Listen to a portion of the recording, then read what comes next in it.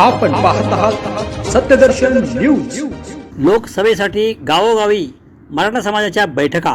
मराठा आरक्षणासाठी मराठा आंदोलन सुरू करण्यात आले। राज्य सरकारने मराठा समाजास 10% आरक्षण देण्याचा निर्णय घेतला, परंतु हा निर्णय मराठा समाजास मान्य नाही। यामुळे मराठा समाजाने गावागावात बैठका घेणे सुरू केले आहे। या बैठकांच्या माध्यमातून लोकसभेसाठी उमेदवार देण्याचा निर्णय घेतला जात आहे। अनेक ठिकाणी मोठ्या संख्येने उमेदवारी अर्ज दाखल करण्यात येणार आहे। यामुळे लोकसभा निवडणुकात ईव्हीएमवर घेता येणार नाही। मावळ लोकसभा मतदारसंघात मराठा समाज उमेदवार देणार आहे।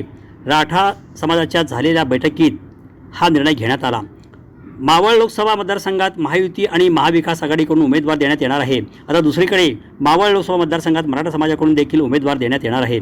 यासाठी मावळ तालुका सकल मराठा समाजाच्या वतीने गावोगावी बैठका घेण्यास सुरुवात केलेली आहे।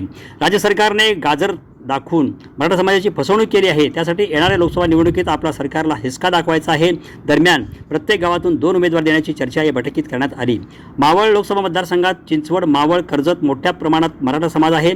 त्यामुळे येणाऱ्या लोकसभा निवडणुकीत मराठा समाजाच्या मतदानाचा प्रभाव हा उमेदवारांना दिसून येणार आहे।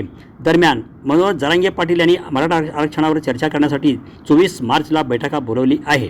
देवेंद्र फडणवीस यांनी मराठ्यांना कायद्याने खेटायचे ठरवले। आता मराठे ही कायद्यानेच खेटणार असल्याचे त्यांनी म्हटले आहे।